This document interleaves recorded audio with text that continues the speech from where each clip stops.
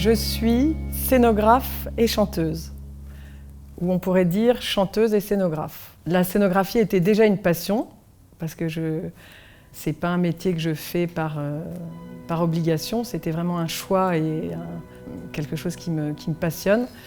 Mais je m'étais toujours dit, j'aimais beaucoup chanter, mais je me disais que j'avais pas de voix ou je m'imaginais pas vraiment chanter, développer le chant.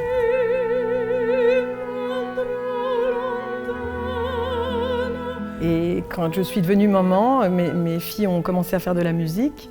Et puis un jour, j'ai accompagné ma fille pour une répétition avec une pianiste. Et on est arrivé un peu en avance, elle faisait du basson, ma fille.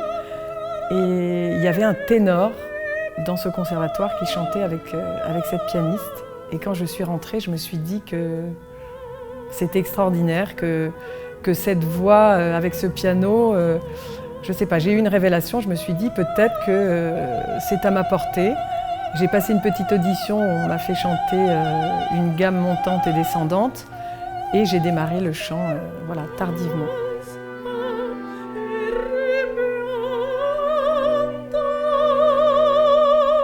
Alors dès que j'ai démarré, j'ai été vraiment complètement emballée par la musique, par le chant.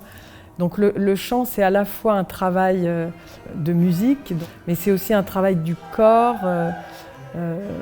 Il faut vraiment travailler la maîtrise du corps.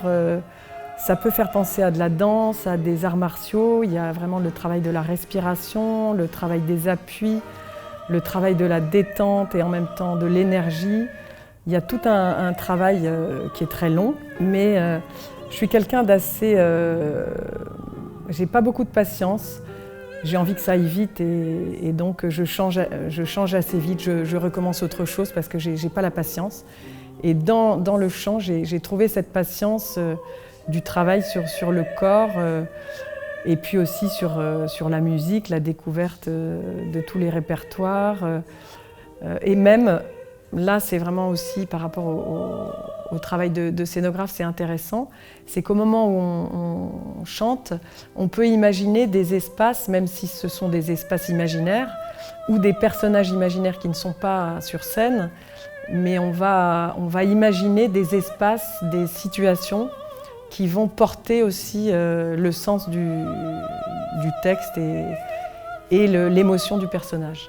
Vraiment, quand j'ai découvert le chant, je me suis dit que c'était quelque chose que j'avais vraiment envie de faire de manière très, très approfondie. Et c'est vrai que le début peut être un petit peu... Alors j'ai commencé à chanter dans mes toilettes quand même pour pas trop gêner personne. Et puis après, j'ai osé sortir un petit peu. Et puis voilà, et puis petit à petit chanter avec un petit public et puis de plus en plus. Ce qui est intéressant aussi dans la voix, c'est qu'il y a le texte. Les instruments n'ont pas de texte. Nous, en tant que chanteurs, on a un texte, donc on peut en plus s'appuyer sur les mots. Chaque mot a une saveur, chaque consonne, chaque voyelle.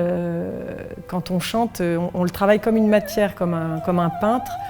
On donne des couleurs au son, on va se balancer dans un rythme, on va se promener dans un paysage de sons. Par exemple, quand on fait du chant lyrique, on a aussi la chance de découvrir toutes les langues.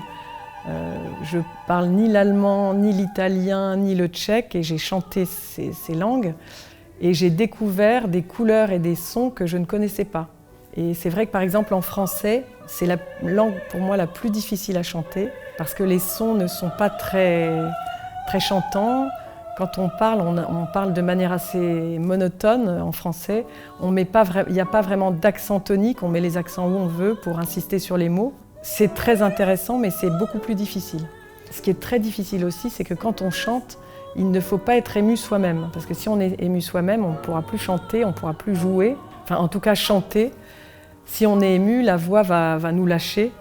Donc il faut à la fois être dans cette sensation d'émotion, mais il ne faut pas se laisser submerger par l'émotion. On ne doit pas s'émouvoir soi-même, on doit être dans l'action du chant.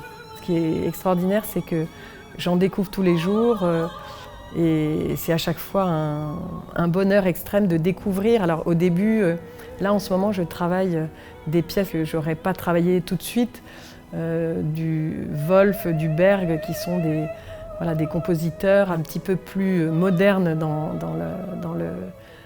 dans le travail de la composition et je trouve extraordinaire toutes ces nouvelles couleurs, ces nouveaux rythmes, ce nouvel univers. Donc tout me donne envie. À chaque fois que je découvre une nouvelle œuvre, j'ai envie d'explorer aussi bien du côté du baroque, de l'opéra, la mélodie, le classique, le contemporain. Voilà, j'ai pas un rêve en particulier, tout me donne envie d'explorer. Chanter, c'est le bonheur total.